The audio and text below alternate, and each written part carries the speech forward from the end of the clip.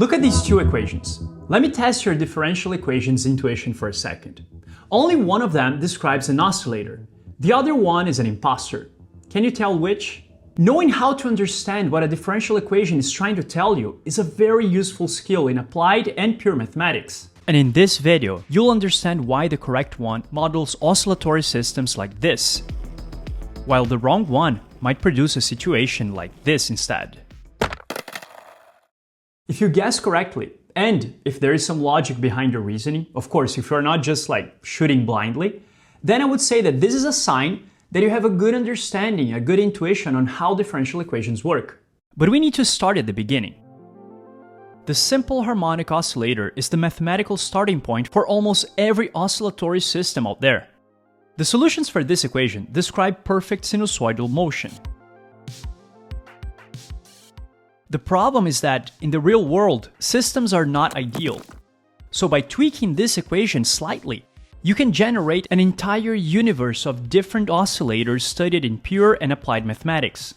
Some of these tweaks involve adding nonlinear terms like x to the power of 3, or introducing damping terms like x prime, or forcing terms like f cosine of t, and so on.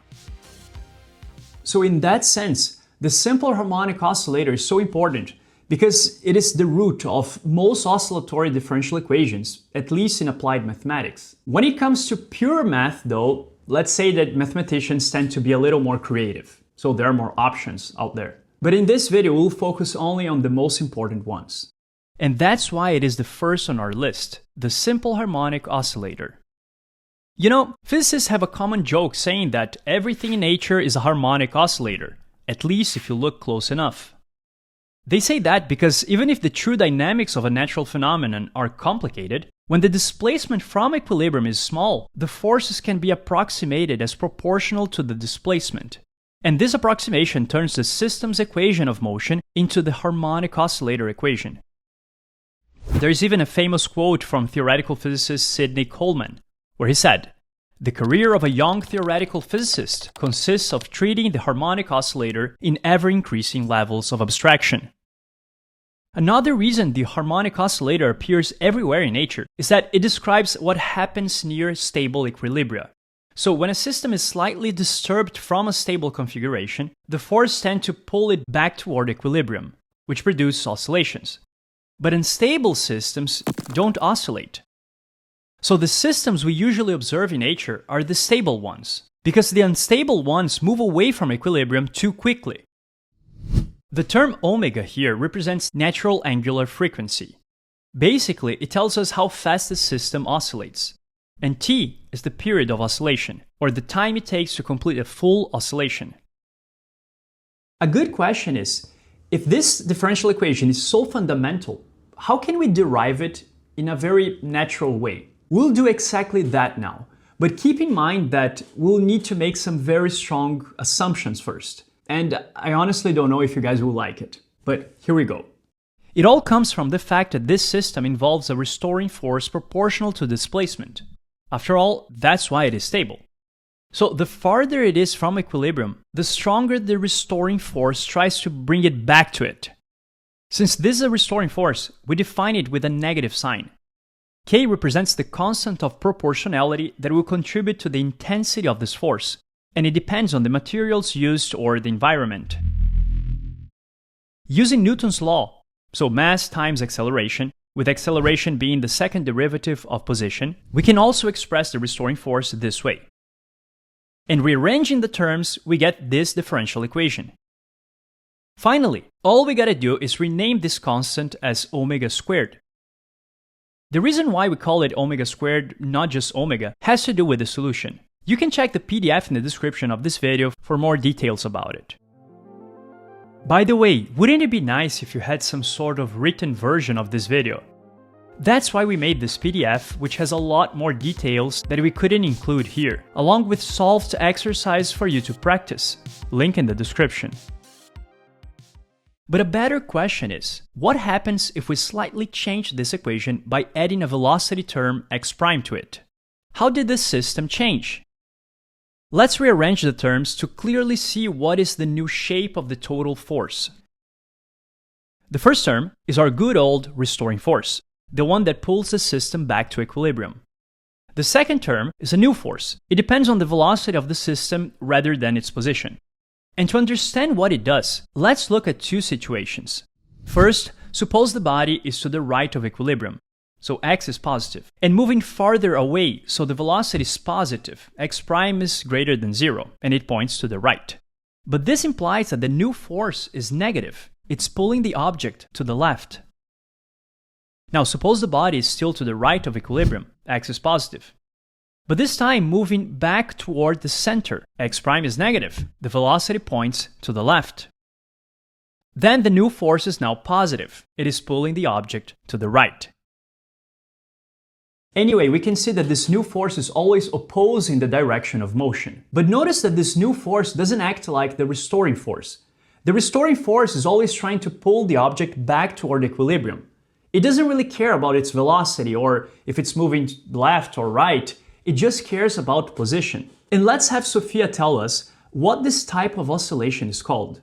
Using physical terms, we say that this term removes energy from the system and makes the amplitudes of each oscillation reduce over time. That is why the term is called a damping force. And that's the new type of oscillation we get by slightly modifying the simple harmonic oscillator. Damped harmonic oscillator. Actually, writing the equation this way is a little too specific. The coefficient in front of x prime is fixed to 1 in this case, which would mean that every system in this equation experiences the same strength of this new force, which is clearly not true. In practice, we want to allow different intensities of this effect, depending on the system. So we usually write the equation more generally like this.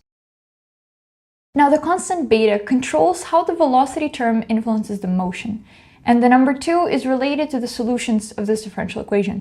If beta equals 0, the equation reduces back to the simple harmonic oscillator. Beta is called the damping coefficient. Also, we will replace omega in the formula with omega 0. Solutions for this differential equation look like this. The presence of the 2 beta x prime term changes the behavior of the solutions.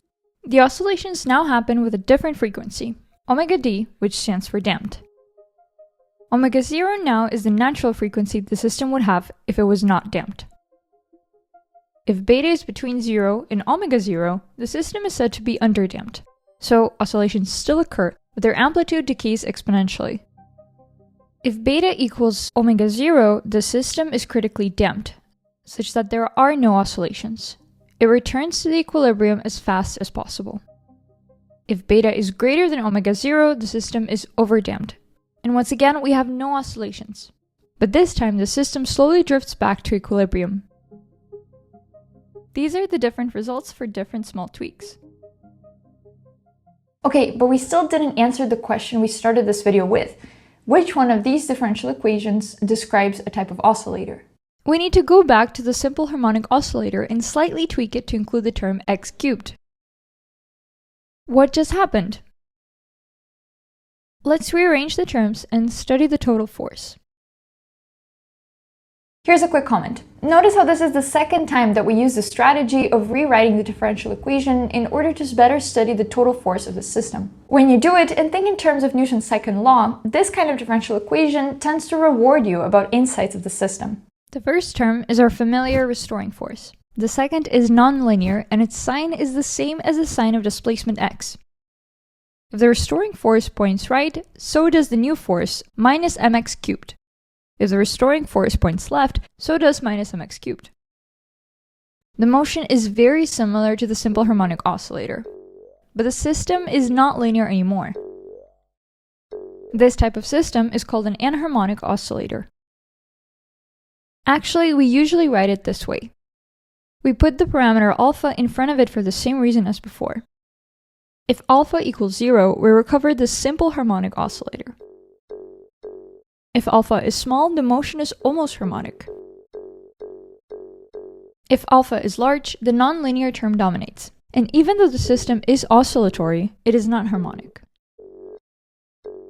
So basically think of alpha as how strongly the restoring force deviates from the linear law. Another way of saying it is that basically this equation is an anharmonic oscillator with the linear term removed. Now what about this other equation? The situation now is completely different. Since x squared is always positive, the acceleration is always negative, so it always points left.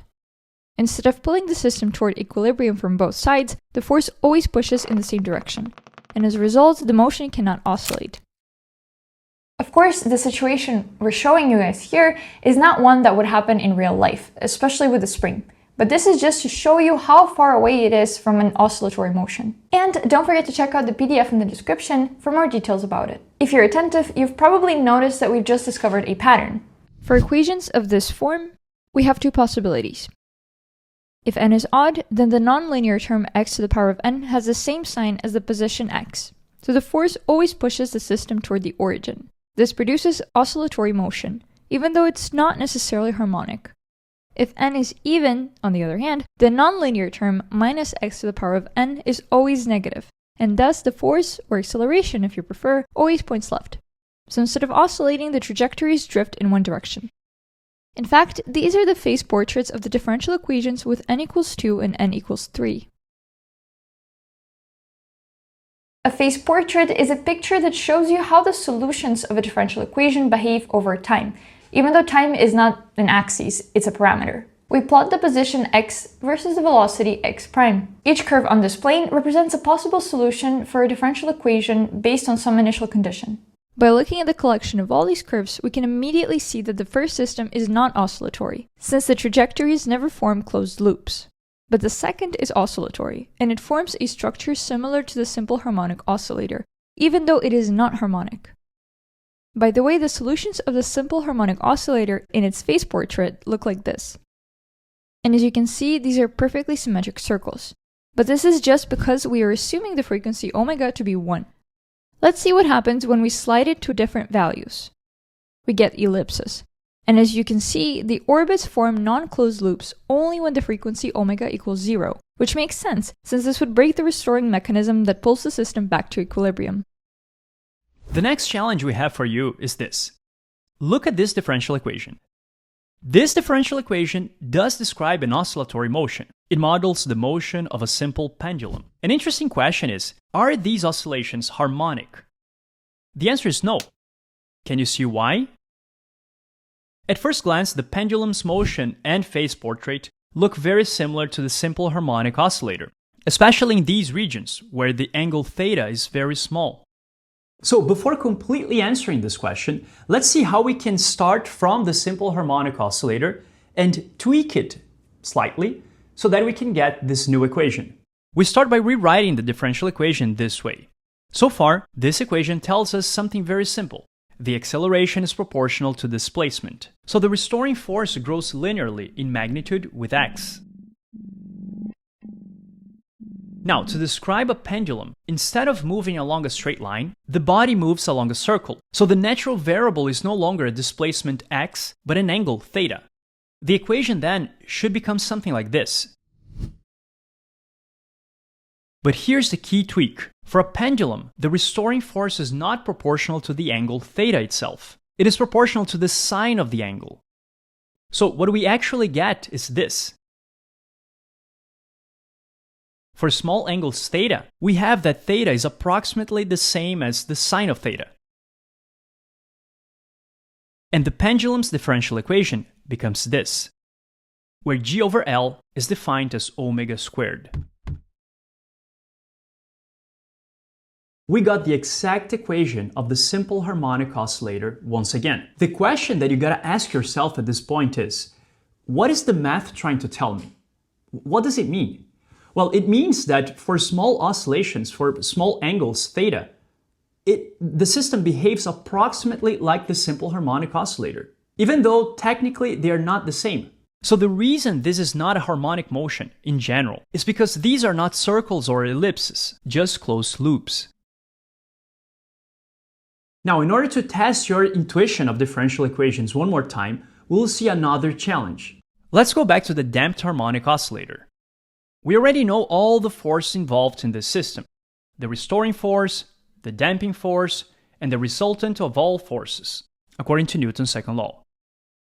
All of these are internal forces to the system, but mathematically, there's something interesting about this equation. Did you notice that the right-hand side is 0? How should we interpret it? It means that there is no external force acting on the system. So here's the challenge. What would happen if we replace the 0 with something else? In other words, suppose that the system is not isolated anymore, so there is an external force influencing it. The equation then would become like this.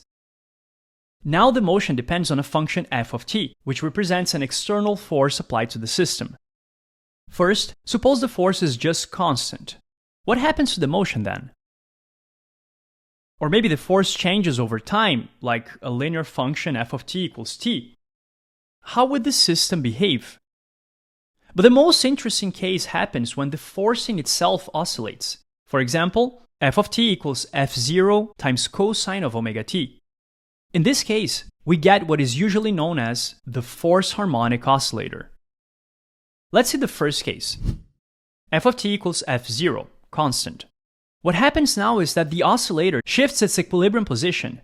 Because of the damping, any initial oscillations eventually die out and the system settles to a new static equilibrium. The second case, f of t equals t, so the force grows linearly over time. At the beginning, when the external force is still small, the motion behaves similar to the damped oscillator. But because the external force keeps increasing over time, the system cannot settle to a fixed equilibrium. Instead, after a certain point, the motion begins to follow the slowly growing force, and the displacement drifts away from equilibrium. Third case, f of t equals f0 times cosine of omega t. Now the force itself oscillates. The external force now is periodically pushing and pulling the system. Instead of dying out, like the damped oscillator, the system eventually reaches a steady oscillatory motion, whose frequency matches the driving force.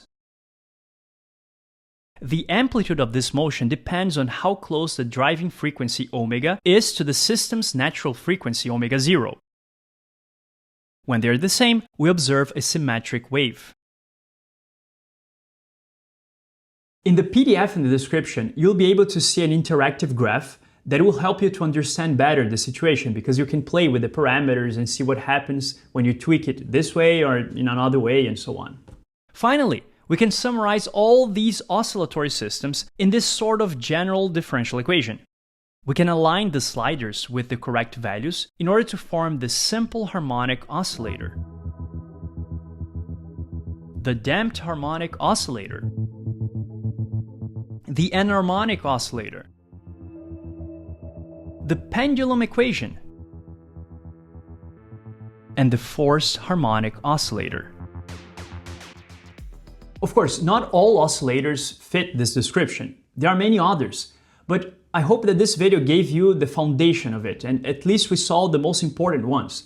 And most importantly, you understood how to tweak them slightly so that you can produce new oscillators. And don't forget that you can check the PDF below for more. But if you want to learn the roadmap to master differential equations, click on this video right here. I'll see you there.